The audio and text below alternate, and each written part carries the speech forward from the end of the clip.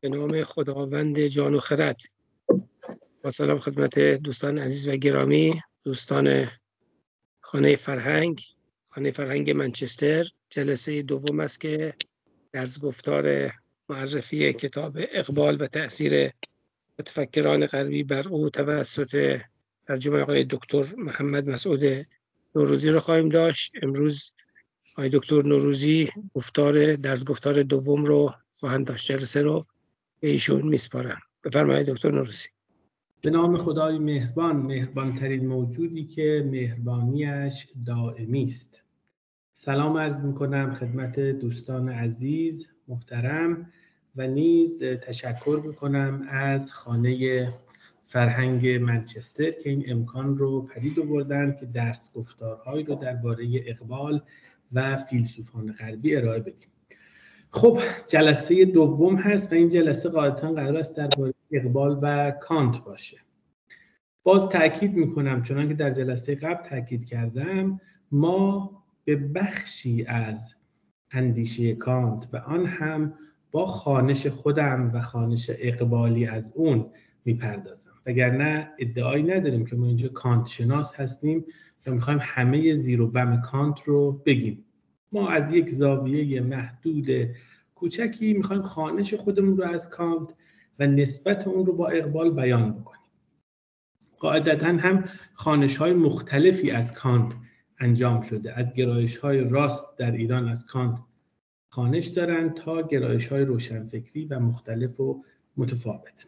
اما بهتره که وارد بحث بشیم. ببینید اقبال در کتابی داره به نام تأملات پراکنده یا Stray Reflections که این در واقع یادداشت‌های روزانه بوده، روزانه او بوده. گهگاهی چیزی به ذهنش می‌رسیده در حد 3 خط 4 خط می‌نوشته. بعد از مرگش فرزندش اینها رو به عنوان Stray Reflections یا تأملات پراکنده منتشر می‌کنه.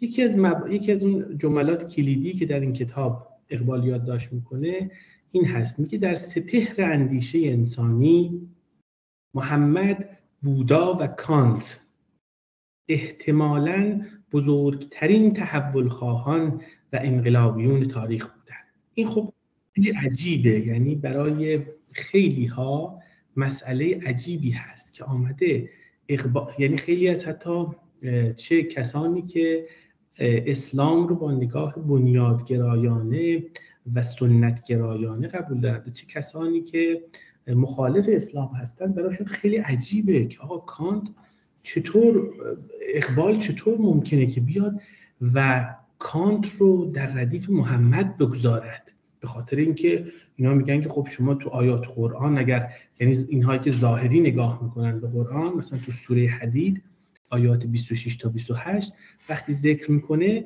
این سیر تاریخی محمد رو که میگه مثلا نوح هست، ابراهیم هست، بعد بگیم عیسی هست، موسی هست، اینا هستن. یهو بودا چطور میشه در سیر محمد رسول صلی الله علیه و آله و سلم باشه؟ یا کانت چطور میشه در سیر خط باشه؟ چه کار کرده؟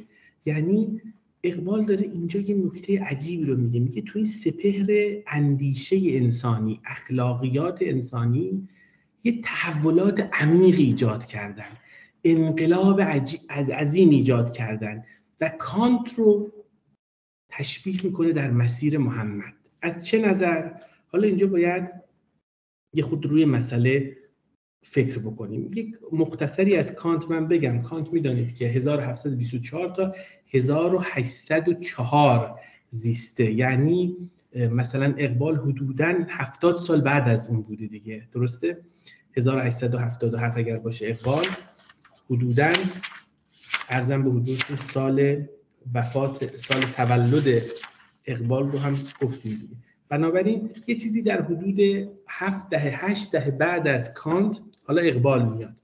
چطور میشه که میاد کانت رو در راستای محمد نشون میده و او رو به عنوان یک تحولخواه بزرگ و بنیادین در اندیشه بشری معرفی میکنه؟ به نظر میرسه که اون روش کانتی روش بسیار مهمی است. این روش کانتی چی هست؟ ببینید خب یکی کاری که کرده کانت این بود که آمد حدود و ثغور توانایی عقل رو مشخص کرد. این به این میگیم روش تفکر کانتی. یعنی عقل کلن بد نیست، کلن هم خوب نیست، یه توانایی هایی داره، یه چیزهایی رو میتونه حل بکنه، یه چیزهایی رو نمیتونه حل کنه. آمد حدود و ثغور عقل رو مشخص کرد. دیگه چه کار کرد کانت؟ کانت آمد یک تمایزی قائل شد بین حقیقت ناب که خودش اسمش رو گذاشت نومن، یا اگر بخوایم با اغماض بگیم باطن هستی، ذات هستی، با نمودها یا فنومن، اون ظاهر، ظواهر. یه تمایزی قائل شد. گفت همه موجودات، همه هستی یه حقیقت ناب یا نومنی دارن، یه نمودها و فنومنی دارن. دیگه چه کار کرد؟ کانت آمد راه میانه ای رو پیش گرفت که این راه میانه نه تجربه گرایی دیوید هیوم بود، نه عقل گرایی دکارت بود. یعنی هم عقل گرایی رو محترم شمرد و هم تجربه گرایی رو. دیگه چه کار کرد؟ یعنی این روش تفکر کانتی ویژگی دیگهش چیه؟ ویژگی دیگهش اخلاق وظیفه گراست. بر روی یک نوع اخلاقیات وظیفه گرا پای فشرد. این بحث نقد قوه حکم و نقد قوه قضاوت رو مطرح کرد. خب با این دیدگاه حالا من یه مقداری وارد اقبال بشم، از اقبال بخونم، بعد دوباره وارد کانت بشیم که ببینیم کجاها اقبال با کانت میخونه. خب در کتاب تجدید بنای اندیشه دینی در اسلام که در سال 1390 من ترجمه کردم، چندین جا اقبال از کانت یاد میکنه. از جمله اینجا میگه که با وجود این نمیتوان انکار کرد که کار اصلی غزالی، امام محمد غزالی، در رابطه با دین تقریباً مشابه کاری بود که کانت در قرن 18 میلادی در آلمان انجام داد. غزالی اون کاری که در خراسان انجام داد مشابه کاریه که کانت در آلمان انجام داد.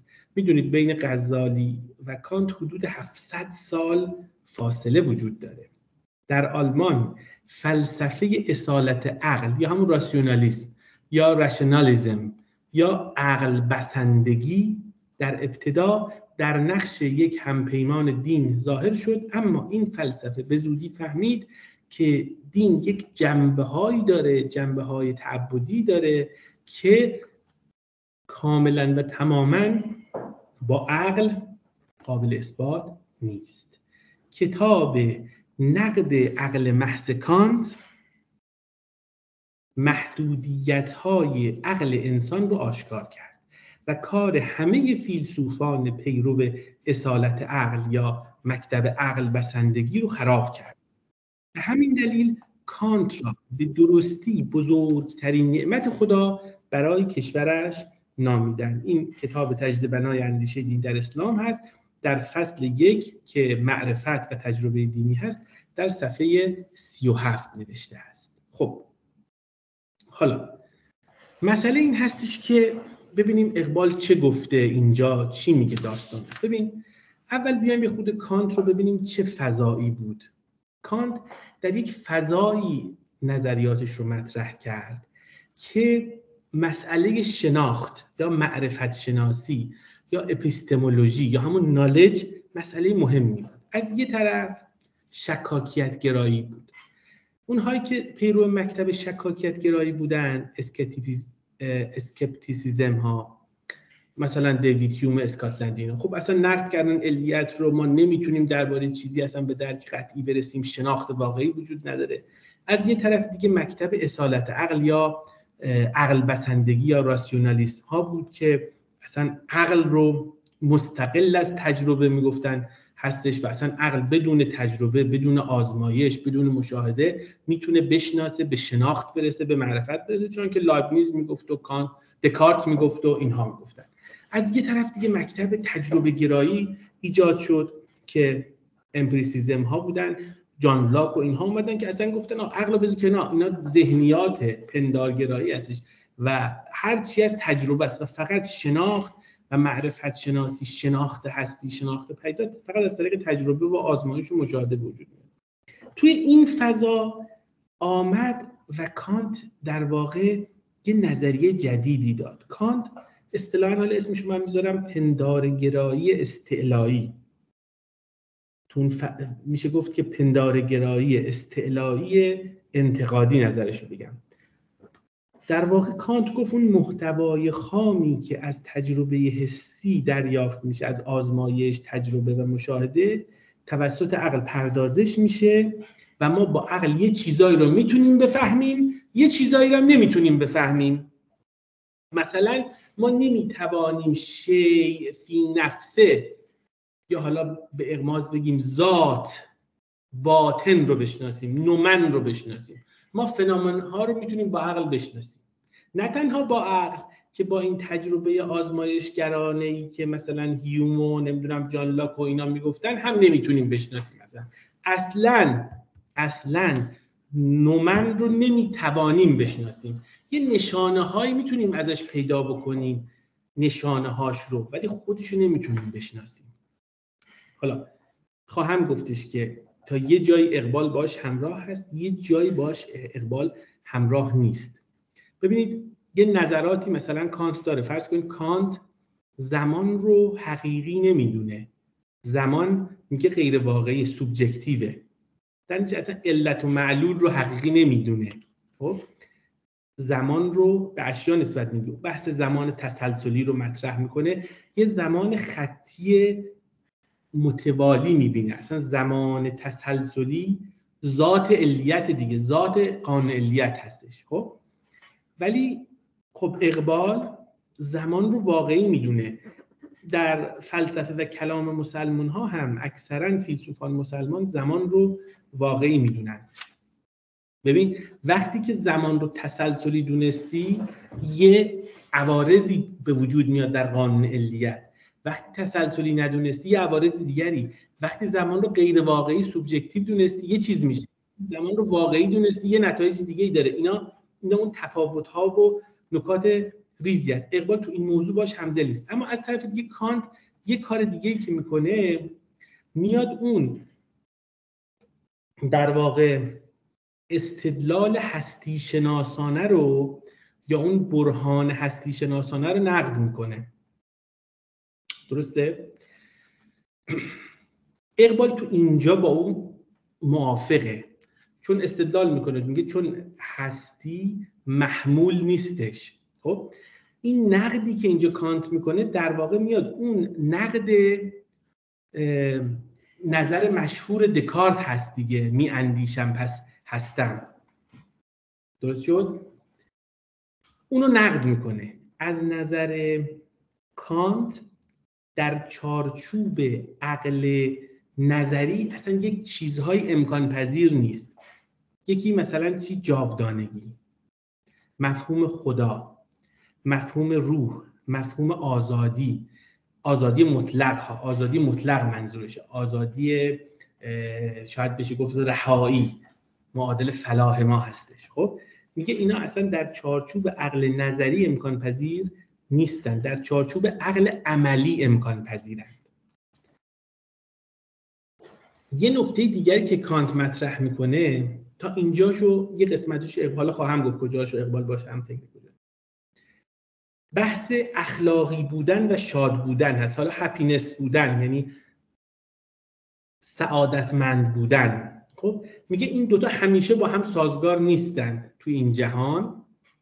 تو این جهان نمیتونی همیشه هم شاد و خوشبخت باشی خب هم اخلاقی بزی. بعضی اونجا با هم تناقض پیدا میکنه. در این جهان نمیشه. توی نقد عقل عملیش میگه ها، بلکه شاید در یه جهانی فراتر از این تحقق پیدا کنی که اسمشو میذاره غایت نهایی.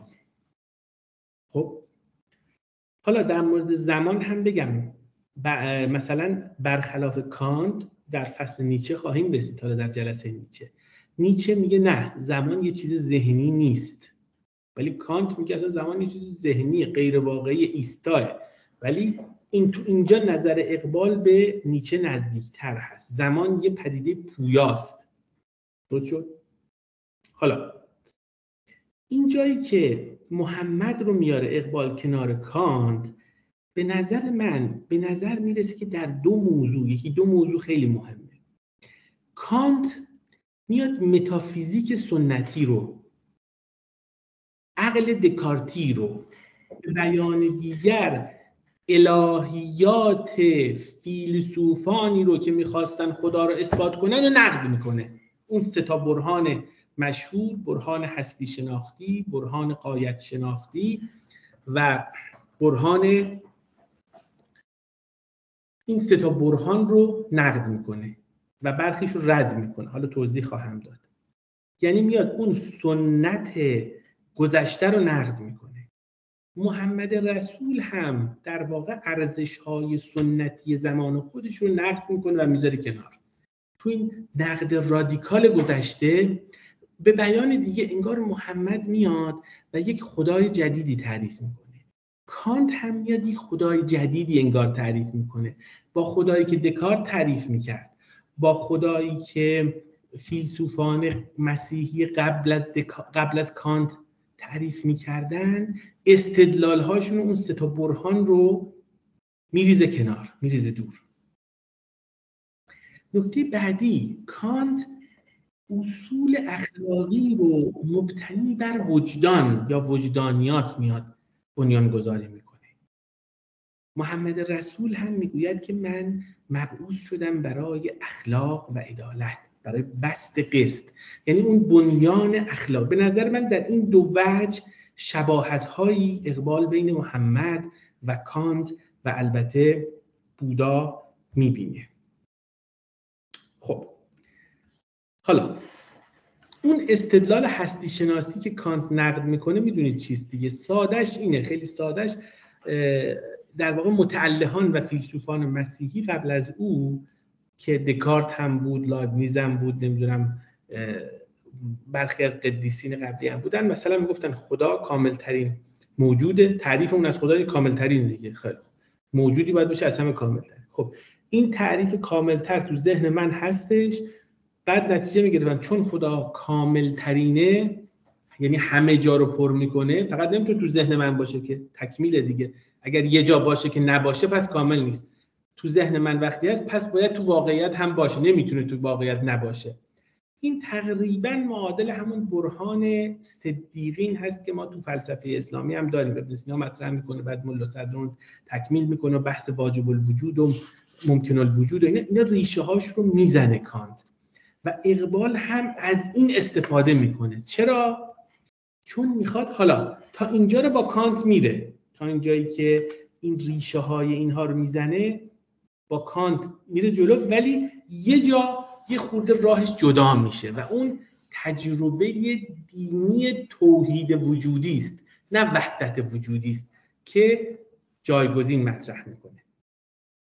در ابتدا بگم سگانه در واقع عقل کانت خیلی معروف هست و باید از این سه تا استفاده بکنیم. یکی کتاب نقد عقل محضش هستش که خب ترجمه هم شده به فارسی، ترجمه بهروز نظری، 2 نفر ترجمه کردن، جدیدش ترجمه نظری هستش که کتاب همچین قطور 700 صفحه‌ای هستش. اونجا در واقع در نقد عقل محض چکیدش این هست، میگه شناخت آقا محدوده، عقل محض از تجربه مستقل توانایی‌ها و ناتوانایی‌های عقل محض داره.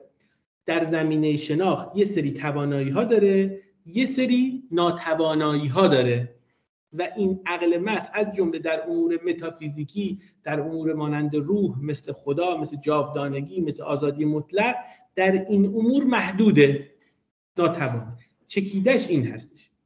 دومین از اون سگانش نقد عقل عملی هستش که اینم ترجمه شده توسط آقای مسعود حسینی، نشریه چاپ کرده.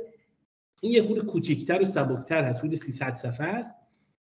اونجا نقد در واقع عقل عملی رو مطرح میکنه. میگه عقل عملی در زمینه اخلاق به تجربیات انسانی متکیه.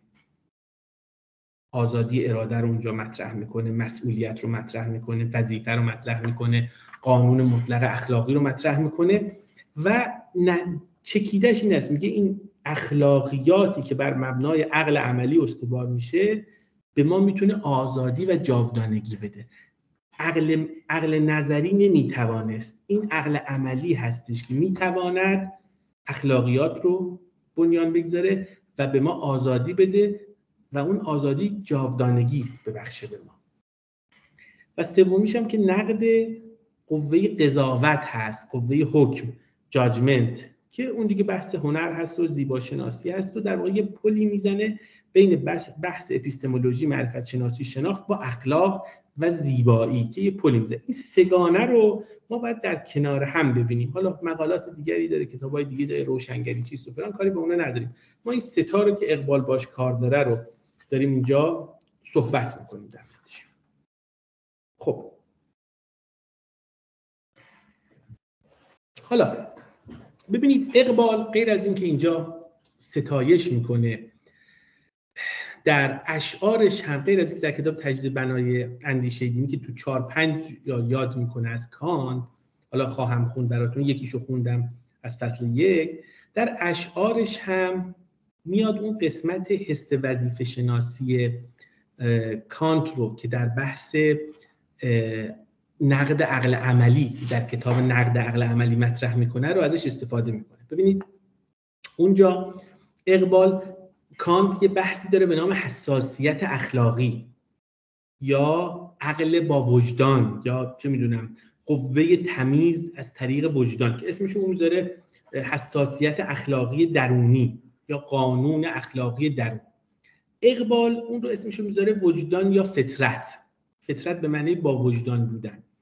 اونجا توی پیام مشرق این نکته قشنگی میگه، یه بحث در مورد کانت داره، میگه که فطرت کانت ذوق می آیین فا می آورد، از شبستان ازل کوکب جا می آورد.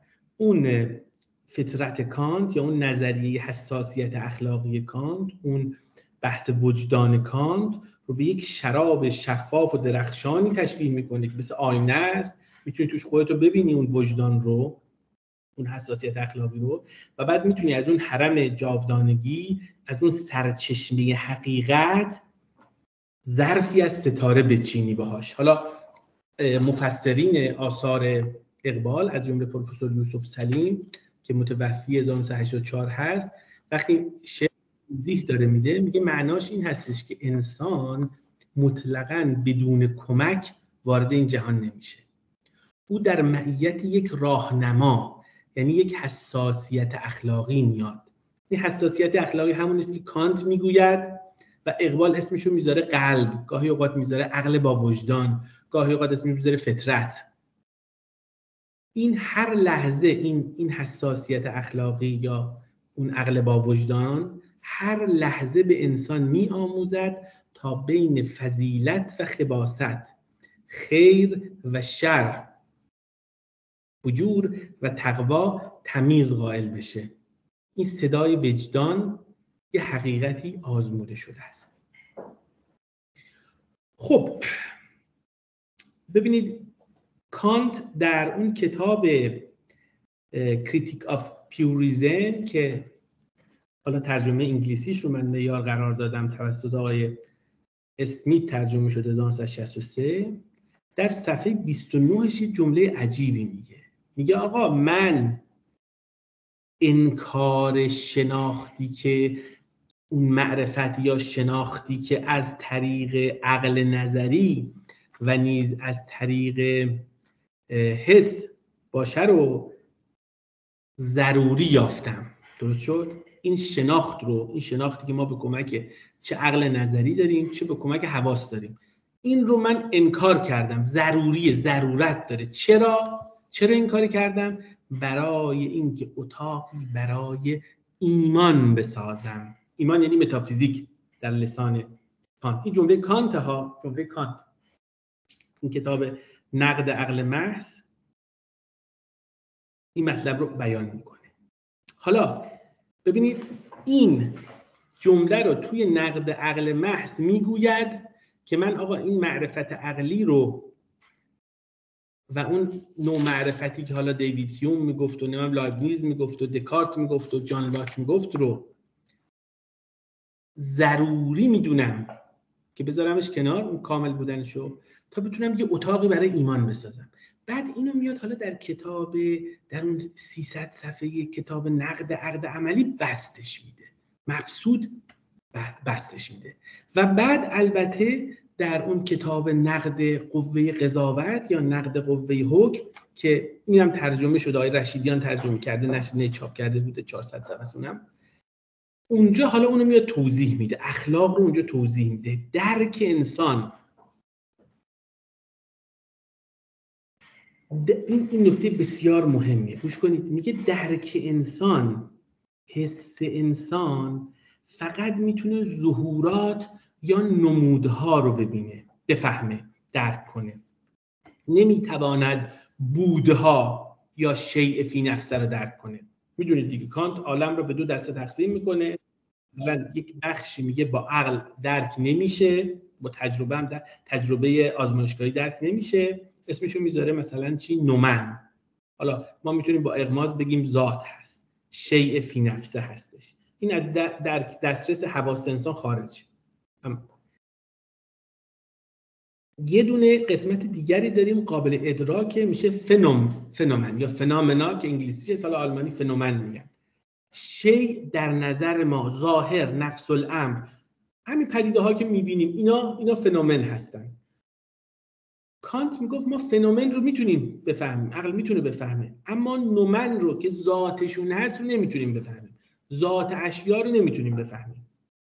درست شد؟ حالا اما میاد تو عقل عملی میگه یه راهی هست که اینا رو هم بفهمیم. درست شد؟ اون کل واقعیت نهایی خب درکش سخته. درست شد؟ پرسش های فرجامینی مثل آغاز، مثل انتهای جهان، روح انسان، خدا، آزادی، جاودانگی، اخلاقیات، این نکات، آزادی مطلق، اینا رو چطور باید پاسخ بدیم؟ اینجاست که میاد بحث وظیفه رو مطرح میکنه. وظیفه یا قانون اخلاقی درون، یا حالا بگیم وجدان. میگه این جمله بسیار کلیدی کانت میگوید که وظیفه یا قانون اخلاقی درون، خب نومن یا ذات، این میتواند حجاب ظهور رو چیکار بکنه؟ بشکافه. یعنی این فنومن هایی که وجود داره رو میتونه قانون اخلاقی درون بشکافه. معادل این اقبال چی میگه؟ میگه قلب میتونه حجاب ظهور یا نمود رو بشکافه، یا وجدان، یا حس، عقل با وجدان، یه چیز اینجوری مثلا اسم بگذاریم. خب یا عشق، گاهی اوقات واژه عشق به کار میبره اقبال. درست شد؟ حالا به طور خلاصه حرف کانت چیه؟ میگه آقا ما یک قلمرو اخلاقی داریم، یک قلمرو عقلانی داریم. قلمروی اخلاقی همه انسان‌ها میتونن درکش کنن، توش فعالیت بکنن. اما قلمرو عقلانی به معنای فلسفه نخبگان فیلسوفا، این مال نخبه هاست. اون قلمرو اخلاقی است که از توش میشه قانون عام در آورد، از توش میشه خدا رو در آورد، آزادی رو، جاودانگی رو در آورد. درست شد؟ بعد میگه این زندگی اخلاقی ارجمنده. اگه ارجمنده، پس ما به عنوان موجوداتی در واقع اخلاقی باید آزاد باشیم که وظایف اخلاقی رو انجام بدیم. ولی وظایف اخلاقی ما که تمام نمیشه، چون خیلی شرایطی تو این دنیا پیش میاد که ما نمیتونیم وظایف اخلاقی خودمون رو به طور کامل تکمیل بکنیم و انجام بدیم. پس باید یک جاودانگی باشه، ما باید جاودان باشیم تا بتونیم وظایف اخلاقیمون رو انجام بدیم اگه قرار باشه که پاداش اعمال عادلانه باشه، چون تو این دنیا که کامل عادلانه نیستش که، در این صورت باید یک خدایی باشه، یک جاودانگی باشه. درست شد؟ بنابراین دقیقاً این جمله کانت اینجور توضیح میده، میگه این مفاهیم مثل خدا، مثل آزادی مطلق، مثل جاودانگی، اینها یه واقعیت‌های فوق حسی هستن. خب با عقل استدلال عقل نظری اصلا قابل اثبات نیستن. اینها مسلم باید فرض بشند تا ما بتونیم قانون اخلاقی درونمون رو اثبات بکنیم. این ستا، درست شد؟ این آزادی، خدا و جاودانگی باید به وسیله عقل عملی، یعنی به وسیله قانون اخلاقی درون برای ما بیان بشه تا فرض بشن، بدیهی فرض بشن. اون وقت این ستا باید موضوعات ایمان باشن. کانت اینو میگه ها. اون وقت اینجاست حالا این جمله کانت رو ما میفهمیم که میگه برای اینکه اتاقی برای ایمان بسازن. این نکته هم بگم که اونجایی که اقبال توی این در واقع فصل 1 کتابش، در فصل 1 تجدید بنای دین در اسلام، اقبال میاد کانت رو با غزالی مقایسه میکنه. خب میدونید غزالی در واقع به کدوم کتاب غزالی داره؟ چون غزالی خب کتاب مختلف داره، کیمیای سعادت و نمیدونم احیاء علوم. اینجا داره به تحافت الفلاسفه‌اش اشاره میکنه که این تحافت الفلاسفه هم ترجمه شده به نام تناقض‌گویی فیلسوفان توسط دکتر علی اصغر حلبی اردبیلی. کتاب واقعا خوندنی هستش، کتاب جامع و خوبی است. تو این تحافت الفلاسفه یا تناقض‌گویی فیلسوفان، غزالی در واقع راه عقل رو برای درک حقیقت میاد محدود میکنه، راه شهود عرفانی رو میگشاید. کانت چه کار میکنه؟ کانت در کتاب نقد عقل محضش و بعد باید ادامه بدیم نقد عقل عملیش و بعد در اون قوه در واقع قضاوتش یا نقد قوه حکمش، در این سگانه توضیح میده که راه عقل برای درک تمامیت حقیقت محدوده. نشون میده عقل محدوده و اونجا میاد راه عقل عملی و اخلاق رو میگشاید یا قانون اخلاقی درون رو. درست شد؟ یه نکته هم بگم، موقعی که کانت، برای اینکه یه مقداری فضای خسته کننده خارج بشیم، امیدوارم که خسته نشده باشید، دورانی که کانت میزیه، ببینیم چه دوره‌ای در ایران کی هست در ایران و خود کانت چگونه بوده. کانت 1724 تا 1804 هست دیگه، متولد کالینینگراد پروست هستش.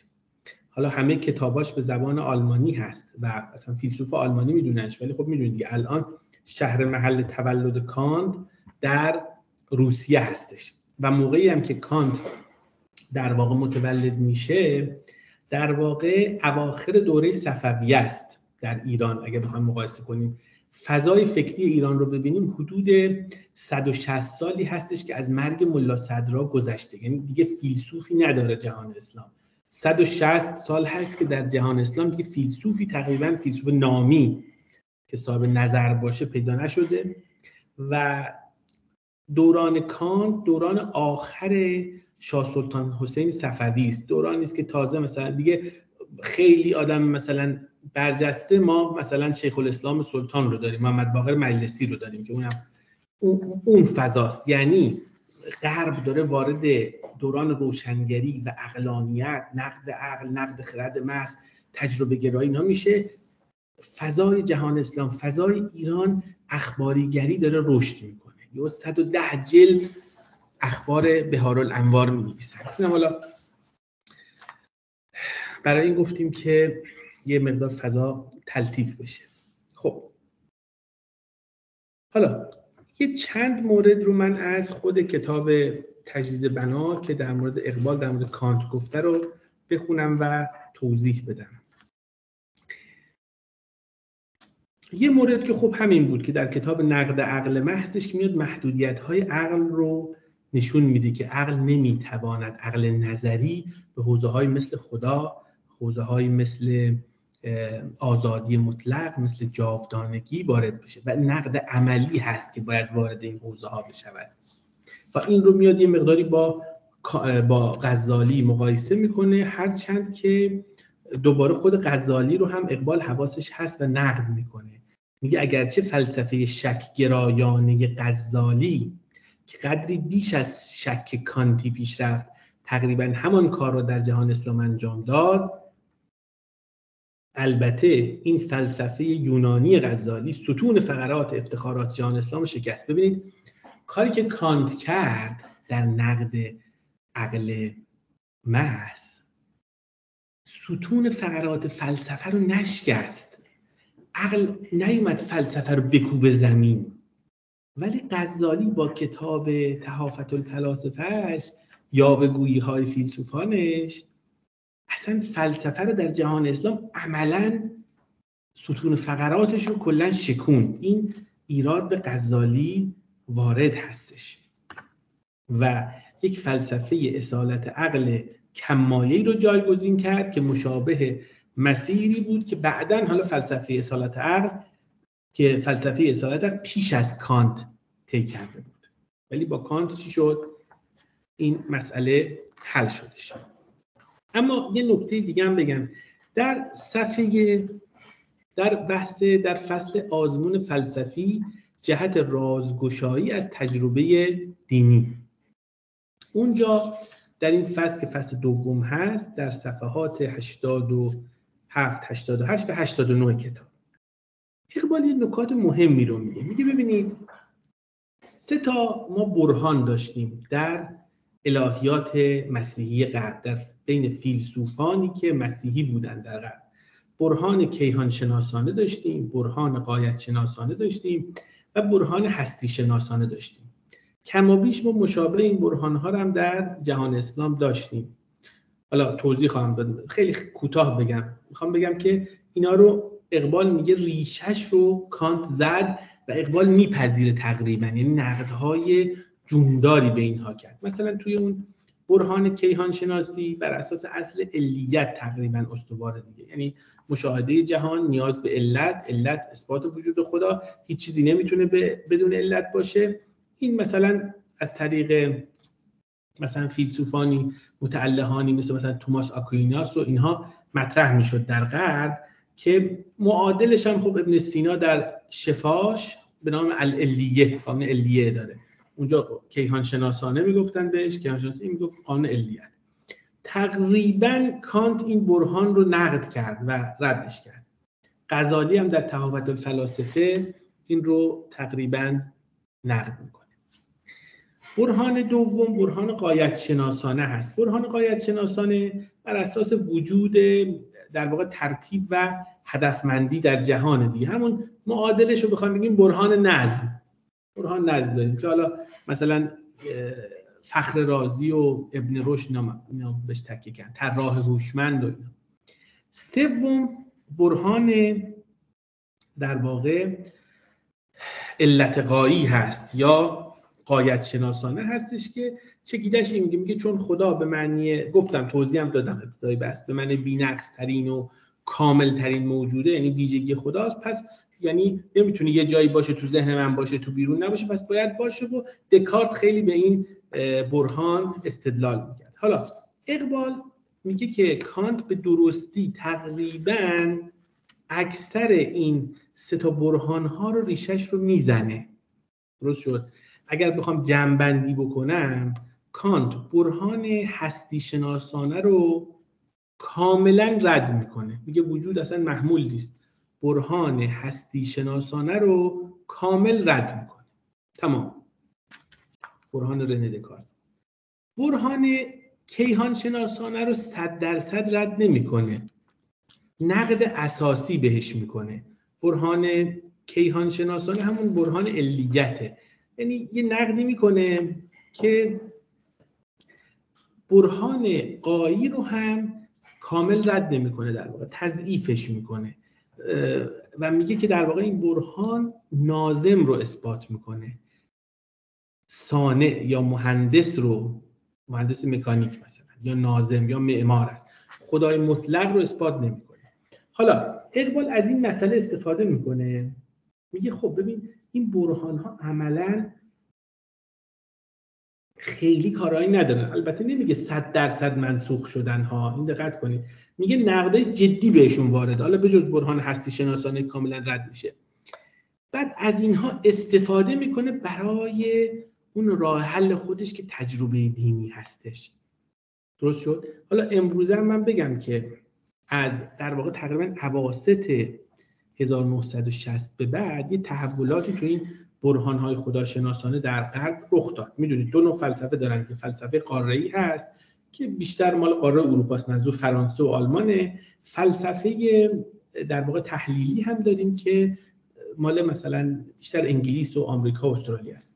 فلسفه قاره‌ای ها همچنان سخن کانت رو که با این استدلال ها نمیتونیم خدا رو مدلل کنیم رو قبول دارن، در فلسفه قاره‌ای و قابل قبول هستش. ولی در فلسفه تحلیلی در واقع تقریبا فلسفه تحلیلی در فضای انگلستان از فضای کانت تقریبا فاصله گرفتند و براهین برهان‌های خدا باورانه و نیز برهان‌های ضد خدا باورانه الان بازم کاملا زندن، دائما له یا علیه هم استدلال‌های خودشون رو بازسازی میکنن. این رو گفتم برای اینکه آپدیت بشیم و برسیم. میخوام اینو بگم، ببین بنابراین الان اینجور میگن این سه تا برهان خداشناسانه که کانت نقد کرد، عملا لقش کرد، ریشه‌شو زد، امروز میگن آقا اصلا هدف این برهان ها، این سه تا برهان، سه تا دلایل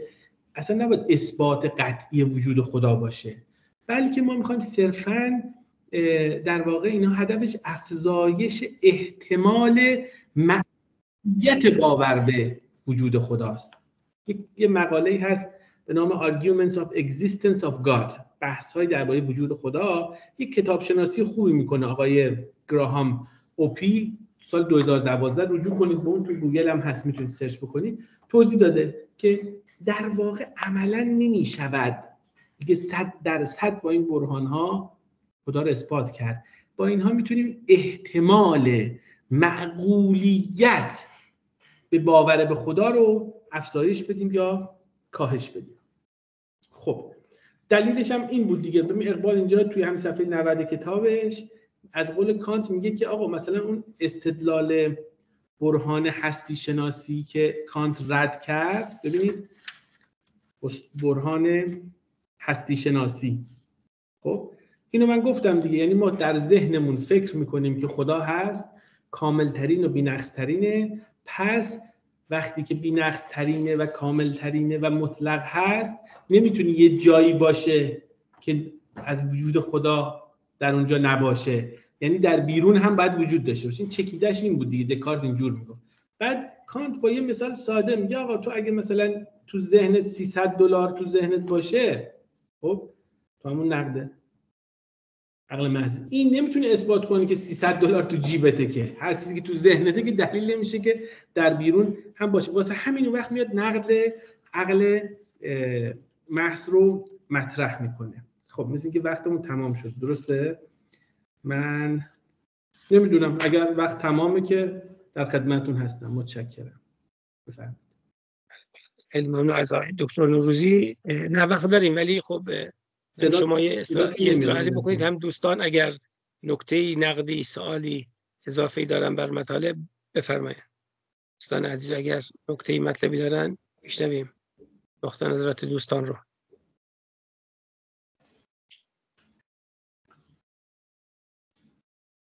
خب من با عزتون آقای دکتر ببخشید. فرمایید دکتر کریمی عزیز. بله. اولا که عرض سلام دارم، خیلی تشکر میکنم همه جناب عالی، جناب آقای نبهانی، هم آقای دکتر نوروزی، هم جناب آقای حقجو، دوستان دیگه که به هر حال این برنامه رو ترتیب دادید و زحمت میکشید و خیلی ممنونم. خیلی قابل استفاده است. خدا خیرتون بده. عرض کنم که من یکی دو نکته رو به ذهنم میرسه عرض میکنم. یکی، حالا این رو جناب دکتر نوروزی الان توی فرمایش‌های شما که گوش میکردم این که میخواستم ببینم که چون که شما در کتاب نوشته شده به خصوصی که از پاورقی ها دیدم که در توضیحی که فرمودید نسبت به اون دیدگاه اصلی که دیدگاه‌های اصلی کانت که جهان رو به دو بخش تقسیم میکنه، به تعبیری که فرمودید دورم هست، نومن و فنومن، شیء فی نفسه و شیء که ما میبینیم، شیء در نظر ما، یا به تعبیری بود و نمود.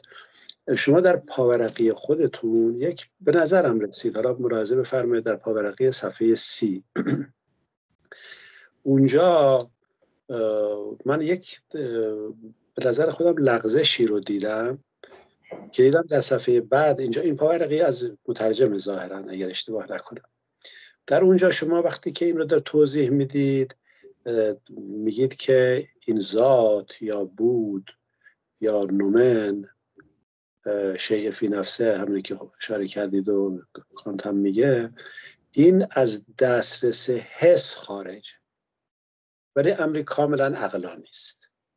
این چیزی که شما فرمودید. بعد خب الان توضیح که دادید اینطور نبود، توضیحتون به درستی گفتید که اینها از دسترس عقل هم خارجه، یعنی هم حس هم عقل. کلا این امر چیزی نیست که شما بتونید بهش دسترسی پیدا کنید به هیچ صورت، بلکه دسترسی ما به اون بخش نمود ظاهر هست و نفس الامر که اشاره کرد. چون خب بعد دیدم که تو صفحه 32 در اونجا همین رو نوشتید کاملا به درستی که در حقیقت عقل نقش اون رو در حد درک نفس الامر پدیده ها، یعنی نمودها، فنومن ها میداند. عقل هرگز به شیء فی نفسه، یعنی بود یا نمون نمیرسد. بنابراین این رو به نظرم میرسه که یه لغزشی هست در اون پاورقی. درست میگم آقای دکتر؟ ببینید شما دارید میگید کانت معتقد است که عالم دو بخش دارد. الف، بخش غیر قابل درک یا بود، نومن، ذات، شیء فی نفسه، که از دسترس حس انسان خارج است و امری کاملا عقلی می باشد. بر اساس عقل عملی، آره دیگه، کانت تو جلد دوم کتابش نقد عقل عملی ترجمه آقای مسعود حسینی میگوید که درک اون شیء فی نفسه یا نومن از طریق عقل عملی امکان پذیره. این عقلی که اینجا منظور است عقل عملی هستش، نه عقل نظری. عقل عملی هم ضرورتش رو معرفی میکنه دیگه، یعنی هم بحث اخلاقیات هستش. خب اگه اینجوری هم باشه، چون یه حصری باید بخوره دیگه، چون وقتی شما عقل رو به طور عموم میگید دیگه، اون وقت این لغزش برای کسی که این تقسیم بندی های عقل عملی و عقل نظری و قوه حکم رو نمیدونه، در واقع این جای این بحث بونه که متوجه نمیشه که شما الزاماً از این دو سه قسمت نظرتون عقل عملی هست. بنابراین به نظر میاد که این نیاز به یک اصلاحی به نظر من داره، چون من خودم، چون در نظر بگیرید که مخاطبین شما خیلیشون دانشجوی این رشتن، یعنی اشراف که ندارن مثل خود من که الان دانشجوی، یعنی دارم یاد میگیرم. بنابراین اینها آدم رو، یک نکته این بود. اگه حالا فرصتی شد بعدی رو میگم، الان من فقط به همین سوال اکتفا میکنم و این توضیح میذارم بعداً نوبتی. ببخشید، خیلی ممنون. خیلی ممنون از آقای دکتر کریمی و نکته فنی که اشاره کردن. منم سوالی دارم اگه بقیه دوستان نکته‌ای نداشته باشن. سوال دارم با توجه به ترجمه و اشرافی که به کتاب دارین. آقای دکتر نوروزی، نویسنده کتاب علت خاصی داره که کانت رو به عنوان اولین متفکر در واقع معرفی میکنه که بر کانت اثر گذاشته؟ مرسی. نمیدونم، نه چیزی نگفته دیگه. واقعا من اگه خودم بودم، من اتفاقا خودم نظرم بود که به ترتیب در واقع زمانی باشه، یعنی مثلا اول لایبنیز رو می آوردم، چون میدونی مثلا فیختر اینا قبل از کانت هستن. حالا چرا با کانت شروع کرده توضیح خاصی نداده است، یعنی ترتیب خاص. من خودم نظرم بود مثلا اول با لایبنیز شروع بشه، یعنی بر اساس ترتیب زمانی بیاره. حالا شاید به دلیل اهمیت کانت بوده مثلا، شاید چون برای کانت مثلا نسبت به فرض کنید فیخته یا نسبت به لایبنیز اینا یه خورده مهمتره دیگه نسبتا کانت، شاید به این دلیل بود. تا انشاءالله شما بخش دوم سخنانتون رو اشاره کنید. من فراز اول مقاله روشنگری کانت رو میخونم که شاید از این جهت بوده که کانت خیلی در توجه اقبال قرار گرفته، از اینکه اون نکته رو فرمودید که در کنار محمد و یا بودا قرار داده، چون به نظر میاد این جملهش واقعا پیامبرانه است. بله. روشنگری همانا به در آمدن انسان است از حالت کودکی که گناهش به گردن خود اوست. کودکی یعنی ناتوانی از بکار گرفتن فهم خود بدون راهنمای دیگران، و اگر علت این کودکی نه فقدان فهم که نبود عزم و شجاعت در بکارگیری فهم خود بدون راهنمای دیگران باشد، گناه آن به گردن خود انسان است. شعار روشنگری این است: جسارت آن را داشته باش که فهم خود را به کار گیرد. مرسی. خب سوالی هست یا من ادامه بدم؟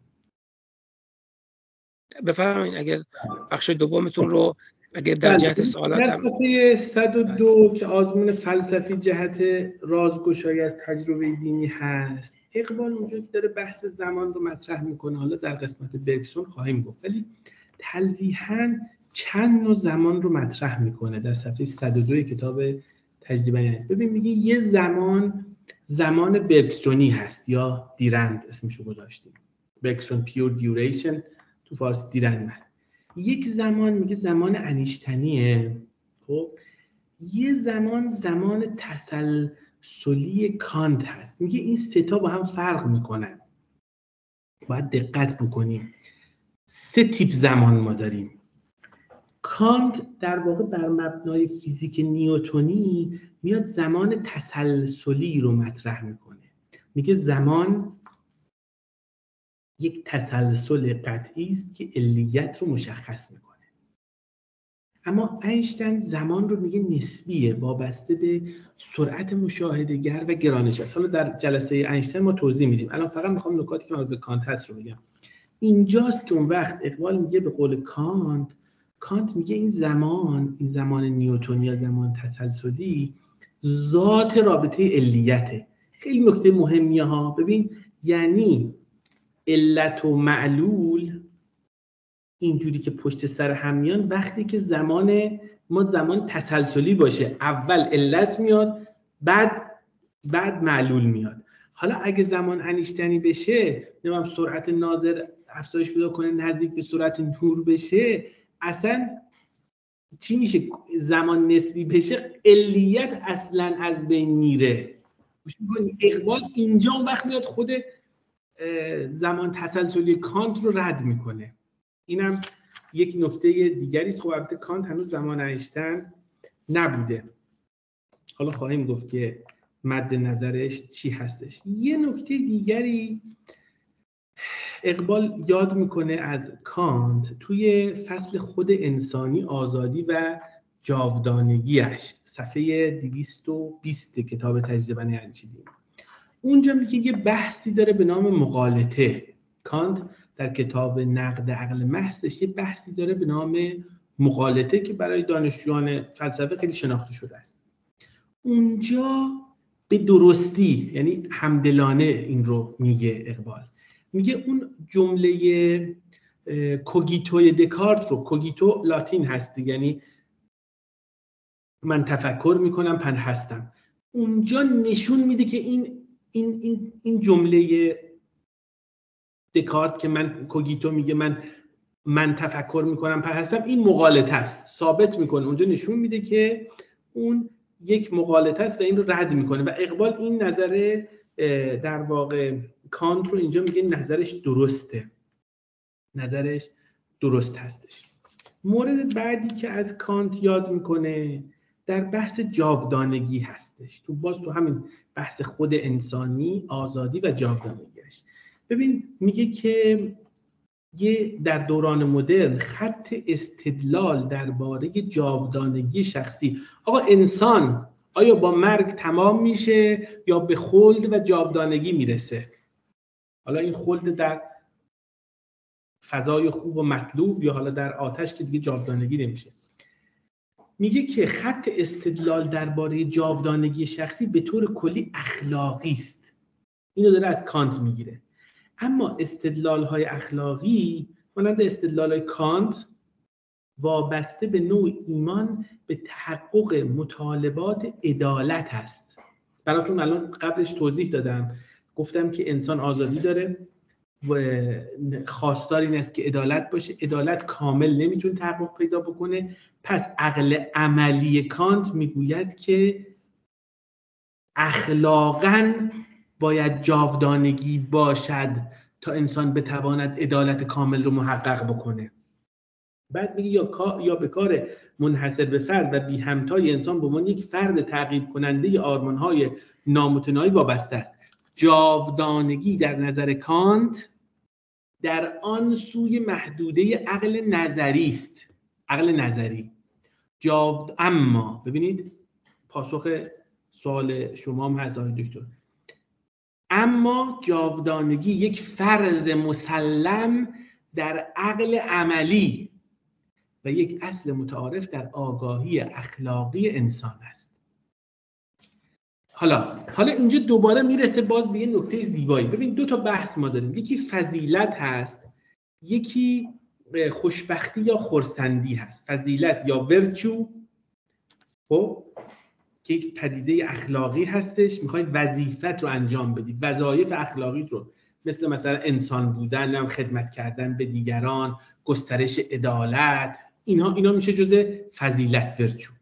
یه سری هم چی داریم ما؟ هپینس داریم، خوشبختی. حالا مثلا دکتر دباغ میگفت خرسندی ترجمه کنیم. خرسندی داریم یعنی مثلا شهرت هست، ثروت هست، قدرت هست، مناسبات جسمانی هست، لذت هست، رضایت هست، کامیابی هستش.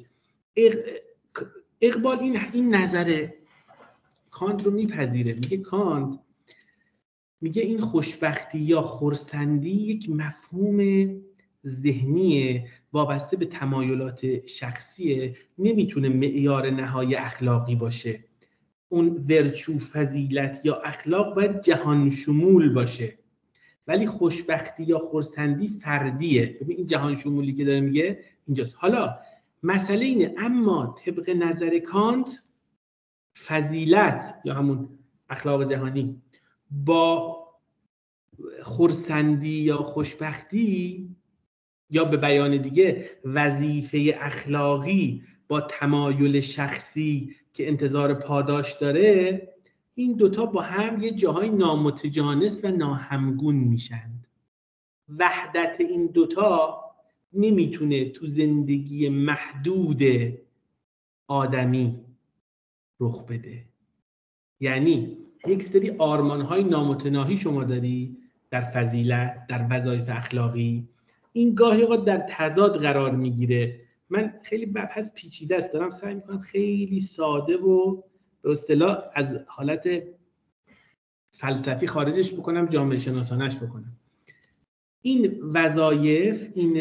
وظایف اخلاقی، این فضیلت، گاهی اینا آرمان‌های نامتناهیه، اینا گاهی اوقات در تضاد قرار میگیرند با این تمایلات شخصی مثل انتظار پاداش و اینها.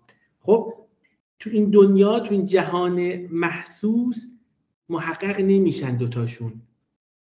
پس شاید یه جهانی فراتر از این باید باشه تا تحقق پیدا بکنه. اینجا اقبال استفاده میکنه از این نظر کانت برای بحث زندگی جاودانش. خب نیچه رو با زمان نیچه هم توضیح دادم دیگه. نیچه حالا توضیح کامل خواهیم داد، ولی اینجا توی صفحه 209 میگه نیچه در دیدگاهش درباره زمان از همراهی با کانت و شوپنهاور جدا میشود. باز حالا پس ببین یه مفهوم زمان کانتی داریم ما، یک زمان نیچه‌ای داریم، یک زمان انیشتنی داریم، یک زمان برگسونی داریم. و اقبال حالا مقلد محض نیست، اقبال هم نظر خاص خودش رو در این باره داره. خب یه چند تا حالا از خیلی سریع بخونم و جمع کنم. چند تا نظر اقبال در مورد عقل ببینید، حالا در اشعارش هست. مثلا در اشعار اقبال، حالا ترجمه هاش رو من در واقع روانش رو میگم. مثلا میگه که اقبال به آن سوی نور عقل بروید. باز دوباره اینجا منظورش عقل محض هست، نه عقل عملی. عقل رو تحقیر نمیکنه اقبال. کانت هم عقل رو تحقیر نمیکنه. این مثل این میمونه، مثل اون حرف من نمیدانم سقراط میمونه. بعد از اینکه هزاران دانش رو کسب کرد و فهمید، آخرش گفت من میدونم که نمیدونم. این با اون من نمیدانم سقراط با اون من نمیدانم مثلا اصغر آقای سبزی فروش تومنی 2000 فرق میکنه، کیفی متفاوته. این جایی که عقل اقبال میگه آقا به آن سوی عقل بروید، نمیاد عقل رو تحقیر بکنه، در واقع یه چیزی فراتر داره میره. یعنی عقل رو باید بگیری بفهمی، حالا عقل کافی نیست، باید فراتر از عقل بری. ببین جملهشو نگاه کن، میگه عقل چراغی است که راه رو نشون میده ولی مقصد و غایت را نمیتواند مشخص کند. خیلی نکته عجیبی است. باز دوباره در تفاوت عقل میگه ما یه عقل داریم، این یه روش‌های معمول زندگی رو میتونیم باش بفهمیم، اما یک نیروی گنگ پرشور درون وجود داره که عقل نمیتونه اونو بفهمه و اون کارش با این نیروی گنگ پرشور درون به نظر من همون عقل عملی کانته، یا همون حوزه اخلاق درون، یا همون شیء فی نفسه کانته. میتونیم با اغماض اینها رو اینجور بگیم واسه فهم بهتر. حالا مثال‌های متعددی داره. من به دلیل اینکه احساس میکنم باز وقتم کم هست و ممکنه پرسش داشته باشن، سوال داشته باشن، خیلی حالا کتاب رو میتونم بخونم. اما ببین حالا اقبال میاد در مقابل این عقل عشق رو قرار میده. این عشق همون قانون، یا تقریبا با اغماض میشه گفت منظور قانون اخلاقی درون کانت هستا.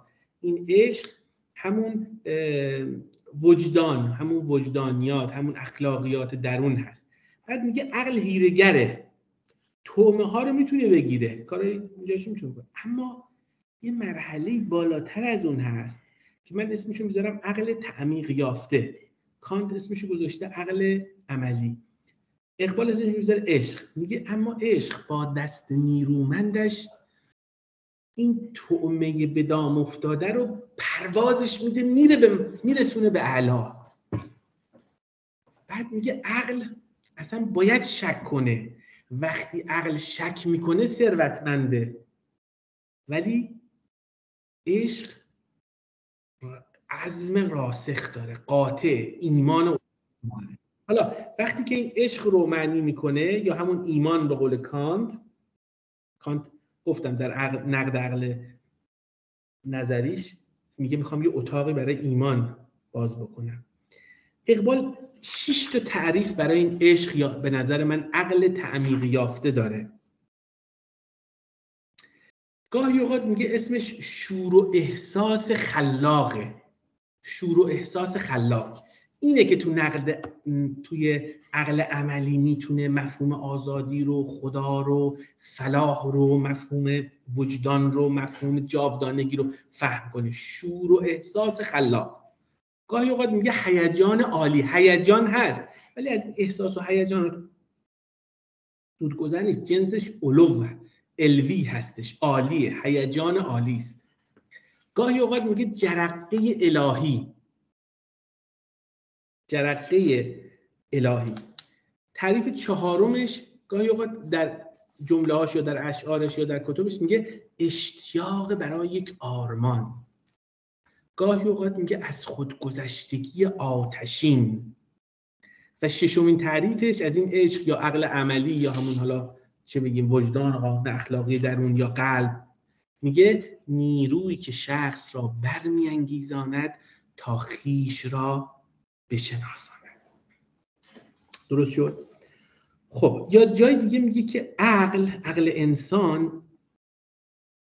خب اجازه بدید این جمله رو از کانت بخونم، 2 تا جمله از کانت بخونم از همین کریتیک آف پیور ریزن، نقد عقل محضش، که از ترجمه انگلیسیش از صفحه 7 آقای اسمی ترجمه کرده. میگه عقل انسان این بخت منحصر به فرد رو داره که برخی از شناخت‌هاشو مورد پرسش قرار بده.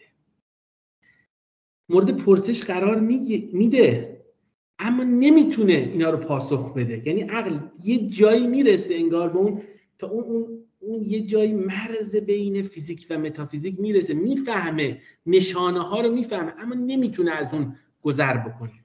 باز تو تعریف خود کانت، در تعریف کتاب خودش، کتاب نقد عقل محض، می‌نویسه که کتاب نقد عقل محض تقاضایی از عقل برای از نو تقبل کردن دشوارترین وظیفه‌اش یعنی خودشناسی است. میخواد خودشو بشناسه، خودشو نقد بکنه و تقاضا از عقل برای بنیان نهادن محکمه است که ادعاهای مجاز عقل رو بررسی کنه، تمام ادعای بی اساسش رو مختومه اعلام کنه. میگه آقا این کتاب نقد عقل محض، اقبال هم داره همینو میگه در اکثر اشعارش رو، میگه آقا این عقل یه سری ادعاهای مجاز داره، یه سری ادعاهای بی اساس داره، یه جاهای اصلا حوزش نیست این عقل در واقع محض وارد بشه. و باز کانت میگوید که سؤال، خب اجازه بدید که حالا دوستانی که کتاب رو دارن میتونن کتاب رو بخونن. من جناب آقای دکتر نوروزی میشه سوالی که کرد؟ خواهش میکنم بفرمایید. در رابطه با کانت،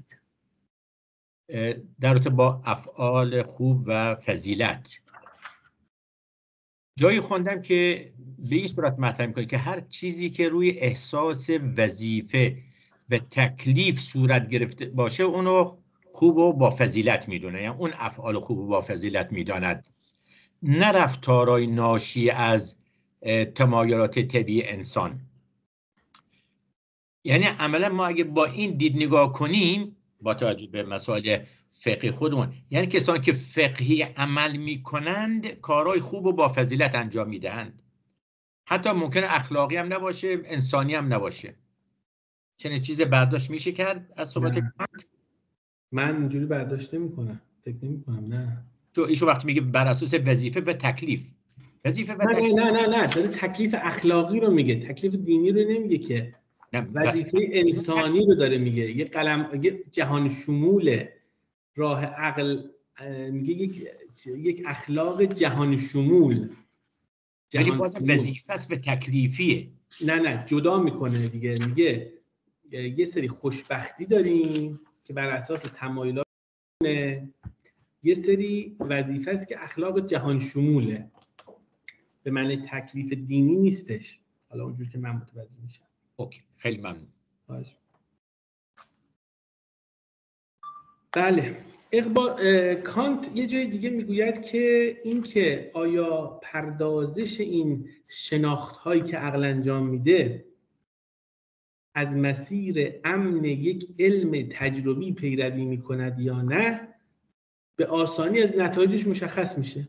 چون اگر پس از آماده سازی های دقیق و تدارکات مفصل آن نتیجه دوباره و چند بار تکرار شود، یعنی منظورش روش علوم تجربیه، به هدفش نزدیک میشه و روند آزمایش ها به موجب آن ناگهان متوقف می شود. عقل اغلب مجبور می شود تا از همان راه بازگردد و گامهایش را مرور کند و به مسیر جدیدی از رهیافت برسد.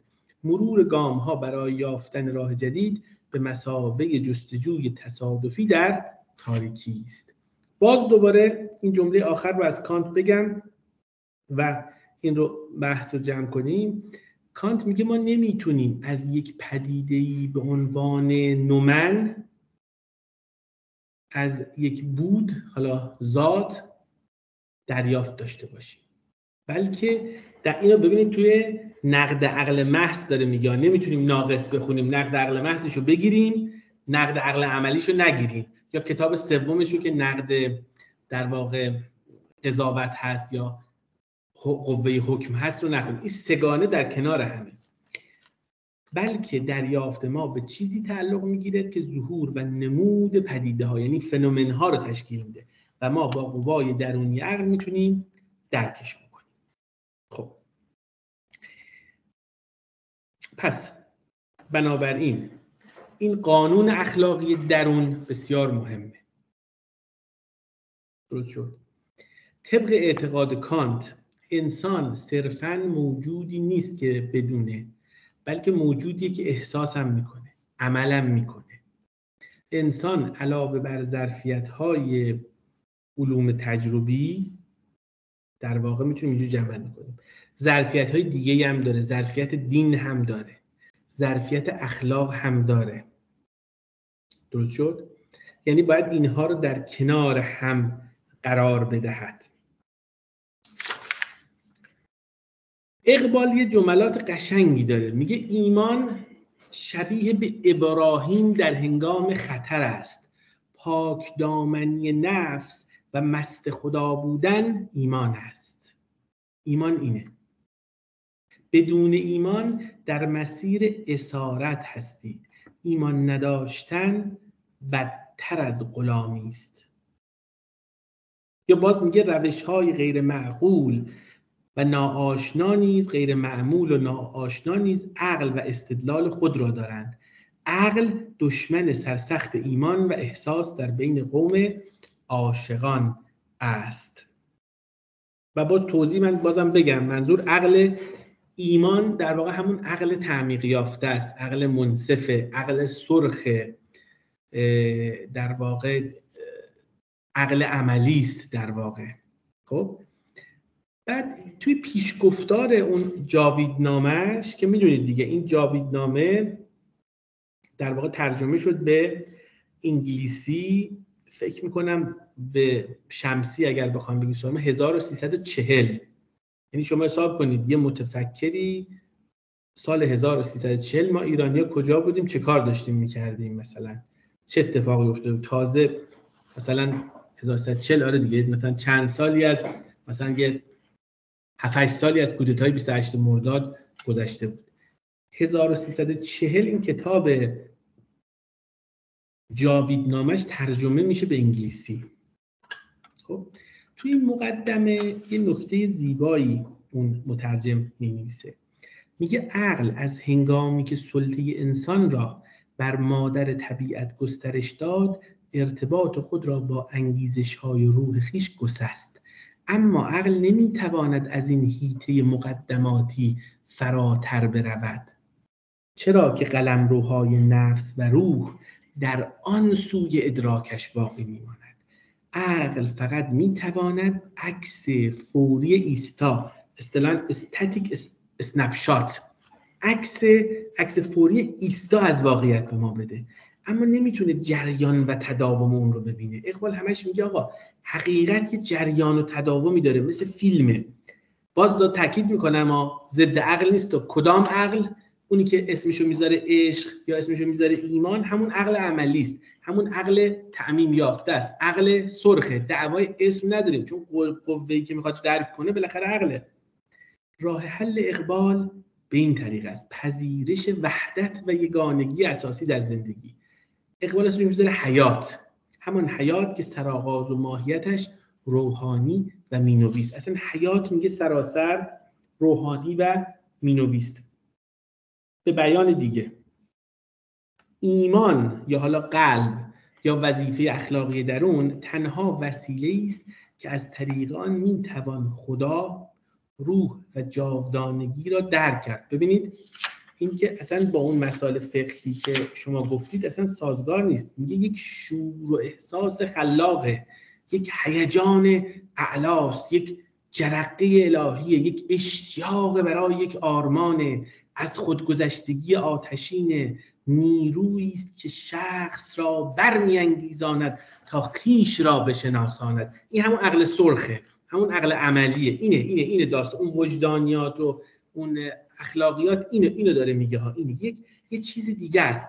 یه مثالی بزنم، مثلا این داستان حقیقت و چیز رو، مثالی که دکتر سروش هم میزد. ببینید یه دایره، میگه در نظر بگیرید دایره بزرگ رو، حالا قطعه‌های کوچیک کوچیکشو که بگیریم اینا رو خط صاف میبینیم. اون عقل نظری، عقل معمولی قطعه‌های کوچولو میبینه اینو. خب نمیتونه این گردیشو احساس بکنه. این عشق یا عقل عملی است، یا نمیدونم اون شور آرمانی است، اون از خودگذشتگی آتشین، اون نمیدونم اشتیاق سوزناک، اسمش حالا هر چی میخواد بزنید، اون میاد کل رو میبینه، جهان شمول میبینه، اون انحنا رو میتونه درک بکنه. بنابراین میگه ایمان یا قلب یا وظیفه اخلاقی تنها وسیله است که از طریق آن میتوان خدا، روح و جاودانگی رو درک کرد. باید خاطر نشان شود که اقبال اغلب درباره جهان مادی، جهان قابل حس، به عنوان یک جای پا برای عبور به قلمروهای روحانی و مینوی سخن میگه. میخواد بذاره پاشو بره بالاتر. حالا از اینجا کانت و اقبال هر دو در مقابل ایمان زانو میزنن. باز گفتم این یه خانشه ازش ها، الان خانش‌های دیگه هم هستش کامل، ممکن است این نظر رو قبول نداشته باشن. یه تفاوت ظریف داره. ایمان کانت جهان شمول، تفاوت که نه، آره تقریبا کل شباهت دیگه. ایمان کانت در واقع جهان شمول و عمومی است. برای اقبال شیء فی نفسه، یعنی بود، ذات، از طریق وجدان، درون بینی یا عشق یا اون شور یا هر اسم میخوای بذاری، عقل سرخ، عقل تعمیق یافته قابل درک میشه. اما حالا برای کانت شیء فی نفسه که مافوق عقل هست از طریق عقل عملی، یعنی از طریق ایمان متوسل میشه. اما یه نکته مهم بگم. ببین اقبال، و بحث رو جمع بکنم دیگه، اقبال یک مسیر طولانی رو با کانت میره اما مقلد کانت نیست. ببینید میدونید چیه داستان؟ به اسم میگه نحن ابناء دلیل ندور و حیث و یدور. ما تابع برهان و دلیل و اون منطق و استدلالات هستیم تا اونجایی که برهان باشه جهان شمول، همه میپذیرن. یعنی اقبال نه شیفته کسی است نه از کسی متنفره. یه مسیر طولانی رو با کانت میره تو اون مواردی گفتم مثلا. خب بحث نیست، ولی یه مسافت‌هایی هم دیگه از کانت جدا میشه، برخلاف کانت میره. مثلا در بحث زمان که خواهیم گفت، کانت گفتم زمان رو سوبژکتیو میبینه، اقبال اصلا اینجور نیست. اصلا زمان براش چیز اصلا متحرکه. درست شد؟ در بحث دعا مثلا یه مقدار اختلافاتی دارن. کانت مثلا یه کتابی داره به نام دین در محدوده عقل تنها. این هم فکر کنم ترجمه شده، فکر میکنم آقای صانعی نامی ترجمه کرده باشه. اصلا معروفه به کتاب دین کانت. نمیگن دین در محدوده عقل تنها، میگن کتاب دین. تو کتاب دینش در مورد دعا، کانت میگه که دعا فقط ابزاری برای رشد اخلاقی فرده، نه تغییر در عالم مادی. و بعد سومین موردی که به نظرم اختلاف داره اقبال با کانت، بحث حقوق زنان هست دیگه. کانت خب نسبت به زنان نگاه منفی داره، زنان رو پایین‌تر از مردان میدونه، ولی اقبال اساساً این گونه نیستش. خیلی خب، من فکر میکنم دیگه فرصتونم تموم شده و این نکته رو بگم. به هر حال مهر خلاقیتش رو اقبال و اصالت خودش رو با همون نبوغ گلچین کنندش روی نظراش اقبال میزنه. این فصل کانت رو در واقع ببخشید با کمبود و با ضیق وقت به پایان رسونیم. ان شاءالله جلسه بعد اندیشه‌ها و افکار لایبنیز رو با اقبال بررسی خواهیم کرد. و السلام علیکم و رحمت الله و برکاته. ببخشید. ممنون از آقای دکتر نورزی و ارائه خوبشون. اگه دوستان سوالی، نکته‌ای، نقدی، اضافاتی داشته باشن میشنوید. مجدد آقای دکتر خسته نباشید. خدا قوت. سلامت باشید. خیلی ممنون. طیب الله. طیب الله. ببخشید. خیرتون بده.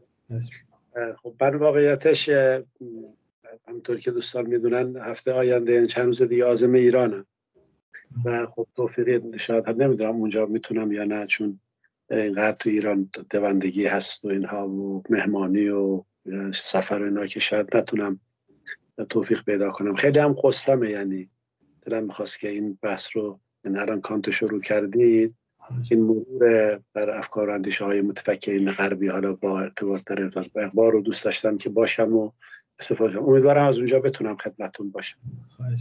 من دیگه تصادفی شد که داریم محروم میشیم. اصلا نظرتون که من یکی دو سه تا سوال و نظر و اینها دارم.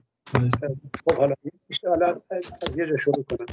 یکی این که این بحث وقتی عقل رو شما میگید و این تو ذهن من این یه مقدار وقتی عقل رو مطرح میکنید و ایمان رو مطرح میکنید به تعبیری که اقبال میگه و شما اینها رو مثلا شور و احساس خلاق رو یا هیجان عالی رو یا جرقه این خودگذشتگی آتشین و اینها رو در این حوزه عقل میارید، اینقدر ذهن من رو میریزه به هم. یعنی نه اینکه شما میریزید، اقبال میریزه. کلا این گونه به اصطلاح قرائت از مسائل فلسفی و عقلی کلا، چون در کار عقل جایی که مبحث عقله شما میبینید خب ما به صورت چیز سوال کردن، شکاکیت، ایستادن بر یه مسئله متوقف شدن، اینها فضیلته. امروز که الان بحث خب نقد مثلا نقادی کردن و تفکر خلاق اصلا جزو مسائل خیلی مهم است در دنیای مدرن. اصلا میگن یکی از وجوه متمایز کننده دنیای قدیم با دنیای مدرن همینه که تفکر خلاق جای تفکر تقلیدی رو یا اندیشه تقلیدی رو گرفت. شما هر متن رو که نگاه میکنید باید یه علامت سوال بگذارید روش، باید به اصطلاح پاره‌های مختلفش رو کاملا به اصطلاح زیر سوال قرار بدید و نقادانه بهش نگاه کنید. حالا متون مقدس رو هم همینطور با این نگاه. ولی خب در وقتی شما این رو در حوزه ایمان میبرید، اونجا دیگه شک کردن فضیلت نیست. اونجا شک کردن همونطور که میبینید در آیات قرآن هم شما ملاحظه میکنید، اونجا یقین، به حوزه یقین وارد میشید. به میزانی که یقین دارید، به میزانی که گزارها رو زیر سوال نمیبرید، به میزانی که نمیگم فکر نمی کنید، چون بالاخره ما که انسان که نمیتونه فکر نکنه، هیچ کس نمیتونه فکر نکنه، فکر و سوال به وجود میاد. بنابراین حوزه ایمان یک حوزه است که کلا نگار مرزبندی هاش از حوزه مباحث عقلی جدا میشه. این یک نکته است که من وقتی هم تعبیر عقل، حالا مثلا ما چیز خودمون وقتی که میگیم میادر از هم جدا میکنیم. مثلا عقل رو یک امر بیرونی میبینیم، بعد مثلا بحث شهود رو مطرح میکنیم، فطرت رو مطرح میکنیم. خب تا حدودی آدم میفهمه که این اصلا یه شیوه دیگه است، یه شیوه نگرش بصیرانه است، از درونه. عقل انگار از بیرون نگاه میکنه، این انگار از درون. مثل اینه که شما یک جا میخواید تشنگی رو توضیح بدید، یه وقت میخواید تشنگی رو احساس کنید.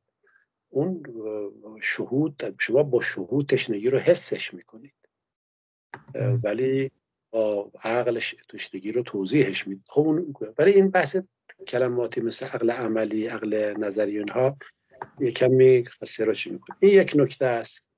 حالا دیگه اقبال خیلی بیشتر هم این رو باز مثل که رفتن آقای دکتر.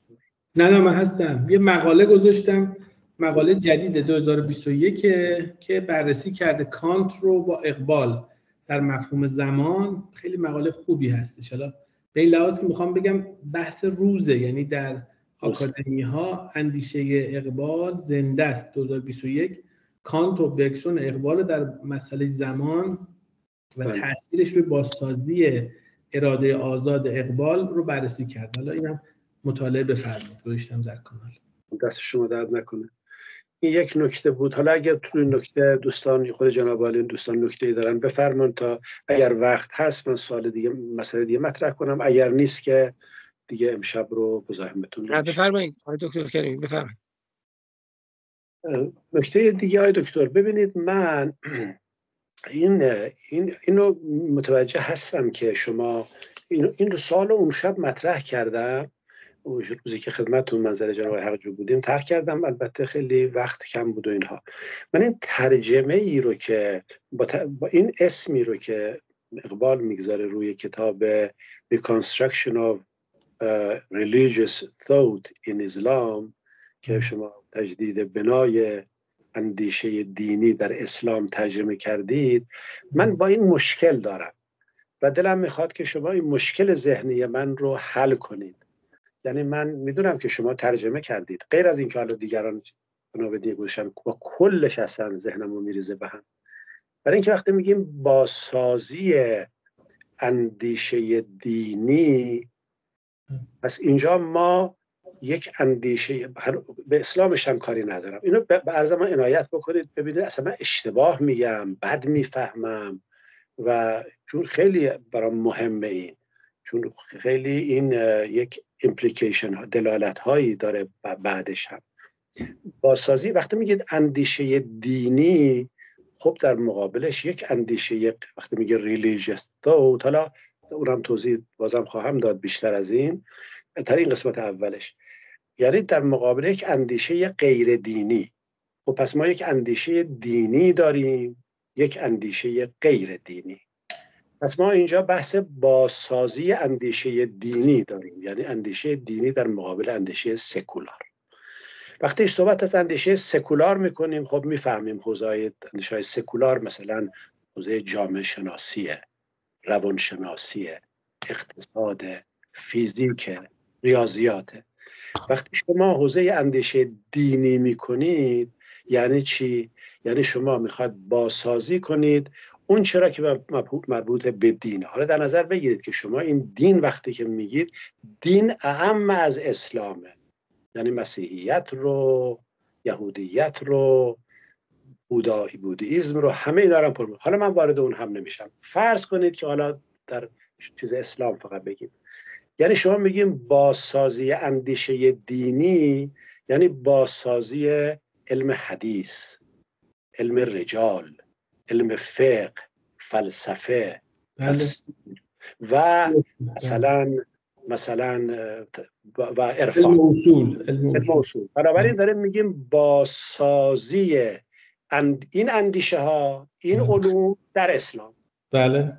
بازسازی اسلام در اسلام.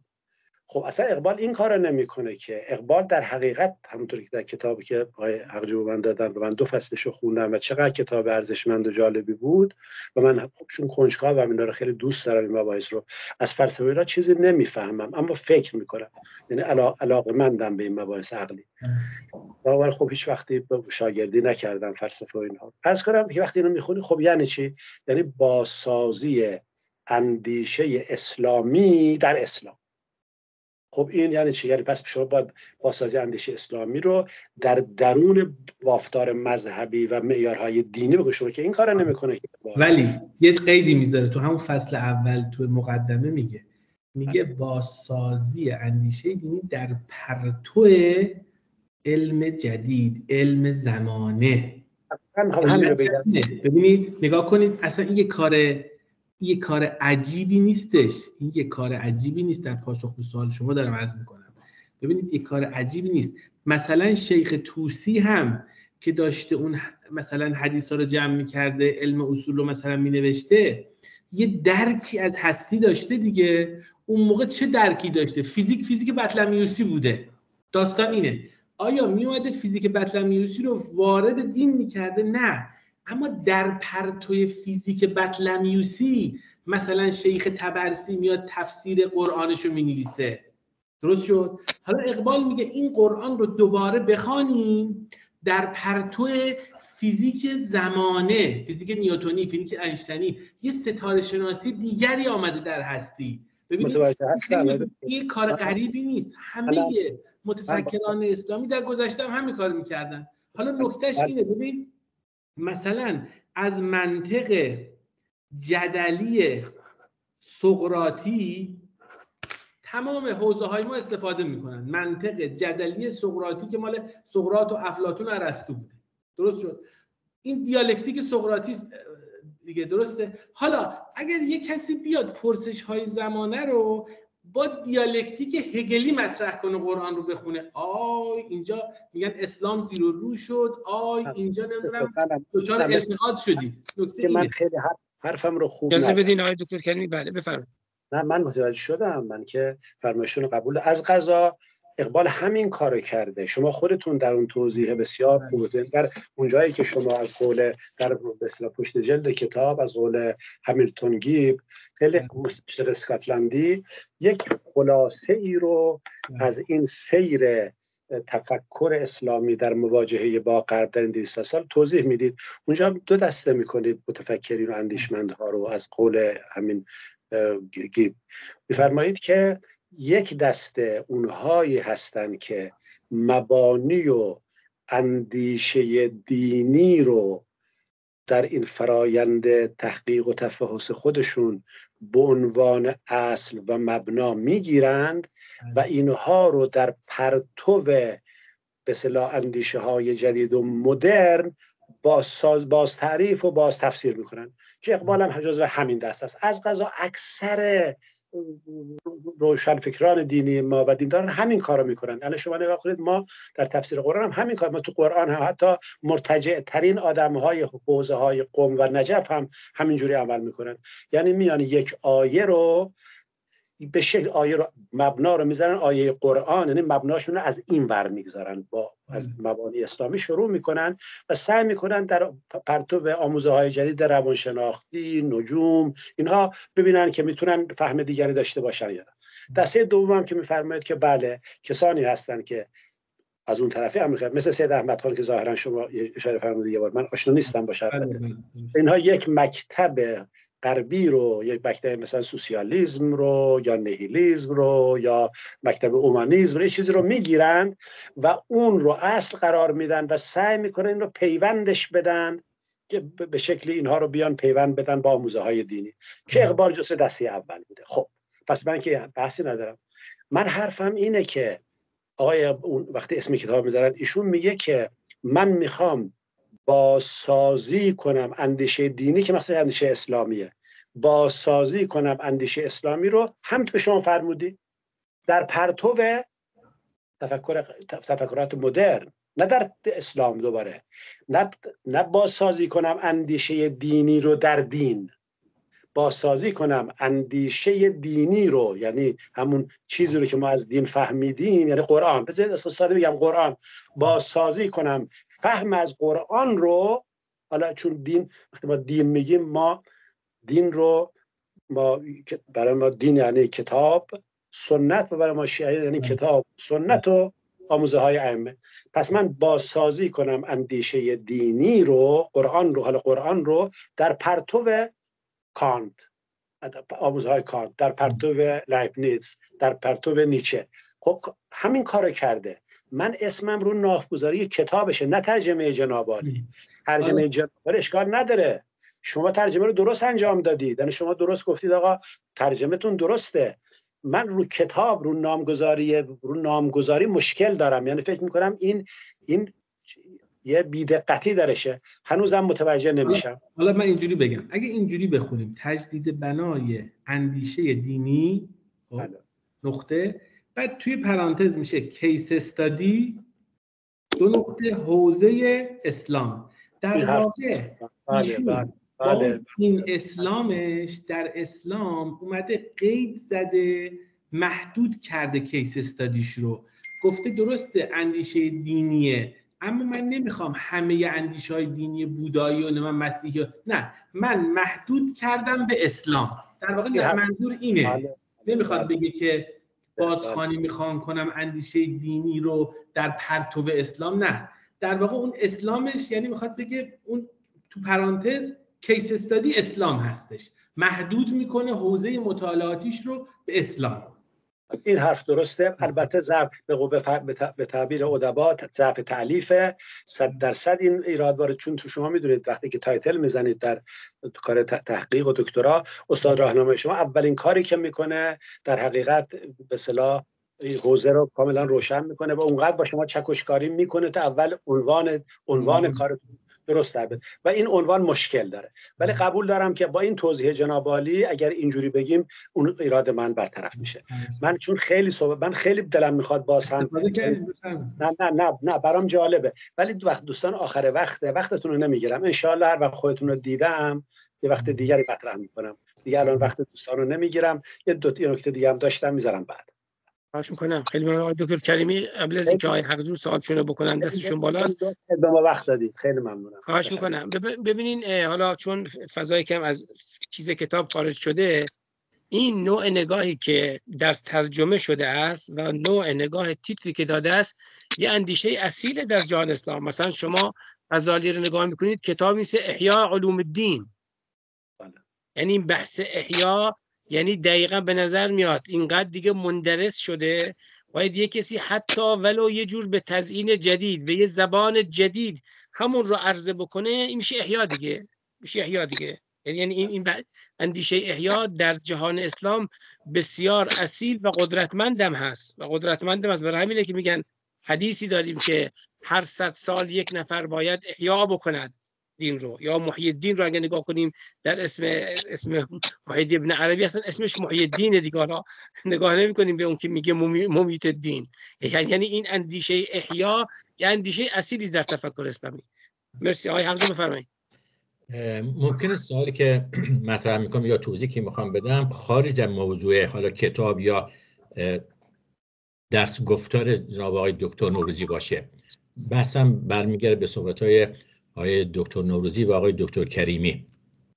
ببینید وقتی ما راجع به حالا اسلام صحبت میکنیم چه قرآن صحبت میکنیم، یعنی اسلام شناسی یا قرآن شناسی، بازم که آقای دکتر اقبال مطرح هست، تفاوتش این صحبتی که آقای دکتر کریمی مطرح میکنن درسته. میگه خیلی ها حالا وقتی که بازم قرآن نگاه میکنن، خیلی از علمای کنونی دیگه نگاه بطلیموسی که ندارند، نگاه جدید علمی دارند.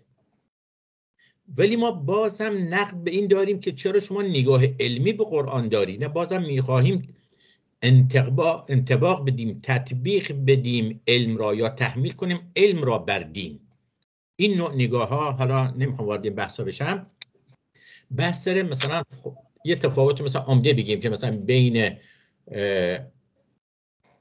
کسانی که به صورت سنتی اسلام شناسی یا قرآن را میخوانند، نگاهشون یا فیلسوفانه یونانیه یا مثلا صوفیانه است یا متکلمانه است. ولی دیگرانی بودن مثلا مهندس بازرگان یا مثلا شیخ عبدو، اینا علمی نگاه میکنن به مسئله. یه عده اومدن علمی فلسفی نگاه کردن. جناب آقای دکتر اقبال، علامه اقبال، علمی فلسفی دیده. ولی فکر کنم ما فراتر از این بایستی بریم. مثلا حالا تفاوت شریعتی که تاریخی میدیده قرآن را، نه که فلسفی نمیبینه یا مباحث علمی، ولی تحمیل نمیکنه نقطه نظرش. بحث من برمیگردم بازم به صحبت آقای دکتر کریمی. اگر بازسازی، حالا بعض سر واژه نیست، چه بازسازی بکنیم، چه تجدید حیات بکنیم یا تجدید بنا بکنیم، اگر منظورمون آن است که با مسائل فلسفی نوین، با نگاه کلام نوین بازم به قرآن نگاه بکنیم، 100% با آدمایی که مثلا 200 سال نگاه کردن متفاوته. ولی باز هم ما به قرآن خوانی درست، به روایت درستی از قرآن بر مبنای قرآن نمیرسیم. چون قرآن تاریخ یکی از ملاک‌هاشه. در خیلی از کسانی که اسلام شناسی انجام دادن یا قرآن بررسی کردن، تاریخی نگاه نکردن. من خواستم میگم این بحث، حالا گفتم جدا از مسئله کتابه، فکر کنم موضوعی است که راجع به نوع نگاه یا ورود به قرآن، نه فقط بحث علامه اقبال هست، چگونه ما داریم به اسلام نگاه میکنیم. آیا به علم نگاه کنیم، با مفاهیم و کلمات مثلا از واژه هرمونتیک استفاده بکنیم، پس من میشم یک نگاه معاصرانه، یا فقط فیلسوفانه نگاه کنم، یا نه یک راه دیگه وجود دارد که اون مخفول مانده. میبخشید. مرسی آقای حقجو. بفرمایید دکتر کریمی، نکته داریم بفرمایید. اگه نه آقای تشکر. الان خیلی استفاده کردم. ممنونم. باش میکنم. خیلی ممنون. آقای دکتر نوروزی جنبندی خیلی سریع بفرمایید با توجه به که وقتم گذاشته از مطالبی که در آخر مباحث طرح شد. خیلی سریع بگم توضیحی که ایشون دو مطلبی گفتن که اقبال، نه اتفاقا اقبال نگاه فلسفی علمی به قرآن نداره. اون سرسد احمد خان هندیست که نگاه علمی داره و فلسفی داره به قرآن، اصلا نگاه ساینتیستی نداره به قرآن، اتفاقا نقد میکنه اقبال. ببینید اگر فصل 5 کتاب تجدید بنای اندیشه دینی رو نگاه بکنید، صفحه 289 به 290، روح فرهنگ است. اونجا میگه 3 ما منبع معرفتی داریم در روح فرهنگ اسلامی که اصلا روحش میگه ضد یونانی است برای درک قرآن. یکی توجه به درونه، یکی توجه به تاریخ و سوم توجه به طبیعت هست. میگه با این 3 ما باید بریم و قرآن رو فهم بکنیم و اصلا قرآن یک درک، اینکه این همه رو عشق تاکید میکنه. اتفاقا خیلی بهش میگن آقا تو فیلسوف نیستی، همین بحثی که هی اینجا گفته شور درون هست، یه چیزی فراتر از اون، یعنی میگه اصلا رجوع به قرآن یه چیز عمیق‌تری از اون داره. ولی وقتی که میگه که شما ببینید به بیان دیگه یه شیوه انطباقی داریم، یه شیوه تطبیقی داریم. تو اون شیوه انطباقی میاد اینا مثلا مونتاژ بکنه، مثلا بیا من مثلا این از اومانیسم این مطلب رو بگیرم بچسبونم کنار قرآن. این حالت مونتاژ کاریه. اقبال اینو قبول نداره. اقبال میگه که این پرسش‌های جدید رو ما باید در معرض قرآن قرار بدیم، ولی اون دینامیزم درونی قرآن رو درک بکنیم. این همه روز زمان تأکید میکنه، برای همینه میگه قرآن یه دینامیزم درونی داره. اگر دینامیک ببینی قرآن رو، اگر هستی رو دینامیک ببینی، اگر زمان رو در واقع تسلسلی نبینی و واقعی ببینی، اصلا قرآن رو یک جور دیگه فهم میکنی. ولی برای فهم این میگه که شما پرسش‌های جدیدی که علوم مطرح میکنن، چه فلسفه چه دانش‌های جدید، تأثیر میذاره، کمک کنه که ذهن تو چالش بشه، رشد بکنه و بتونه بهتر اون رو درک بکنه. امیدوارم که توضیح کافی باشه. ببخشید. خیلی ممنون آقای دکتر نوروزی. من یه نکته رو عرض میکنم. بفرمایید دکتر کریمی، نکته داریم بفرمایید. این که میگه زبان رو من اینو خیلی برام جالبه، این که میگه زبان رو تسلسلی نبینی بلکه طبیعی ببینی، مقصدتون چیه؟ حالا توضیح خواهم داد ان تو برکسون خواهم گفت. آره این نکته مهمی است که ما بحث برکسون و همین الان هم که همینجور که فرمودن بحث زمان از نگاه برکسون خیلی زنده شده، خیلی زنده شده. یه برگشتی بندیشه برکسون است. من آقای دکتر نوروزی نکته‌ای طرح می‌کنم، حالا راجبش ان شاءالله فکر خواهیم کرد با هم دیگه و گفتگو خواهیم کرد. اونی که به نظر میاد با توجه به اینکه اقبال خیلی به بحث عقل در واقع ارزش میده، ولی به نظر میاد اگه با نگاه متعارف خودمون نگاه کنیم، با معتزله مرزبندی جدی داره تو این زمینه. معتزله‌ای که ما میشناسیم و در زمان خودش و یه مسیر خیلی جالبی رو دنبال میکنه که ضمن اینکه معتزله و اشاعره رو خیلی خوب میشناسه و خودش یه آدم عقل گرای بسیار جدی است، ولی یه مرزبندی جدی داره با مباحث معتزله. درست میگید. در همین کتاب تجدید بنای اندیشه دینی یکی از دلایل رکود جهان اسلام رو خیلی جالبه، در نقدی که به معتزله میکنه میگه یه مقداری تندروی‌های عقلانی در بعضی از مسائل کرده. یعنی خودش یه چیز عجیبی است، بگیم توی به قول من نهنگ بزرگی است که توی هیچ کدوم از این حوضهای کوچیک جا نمیگیره. معتزلی اشعری بگیم مثلا، نمیدونم، یه چیز عجیبی است. یه جاهاییش با معتزلی ها هست ولی یه جاهاییش بله درست میفرمایید، درسته، متفاوت. شاید از این جهت باشه که یه علاقمندی ویژه‌ای به کانت داره، چون کانت هم تقریبا توی همچین فضایی داره حرکت میکنه. خیلی ممنون از دوستان وقتی که گذاشتن و حضورشون و پرسش‌های خیلی جالبی که طرح کردن و گفتگویی که رخ داد. انشالله اگر عمری باقی بود هفته آینده در بحث اقبال و لایبنیتس خواهیم بود. همه دوستان در پناه حق باشن. متشکرم. خیلی تشکر ویژه مجدد از آقای دکتر نوروزی. از همه دوستان تشکر میکنم. ببخشید زیاد. خدا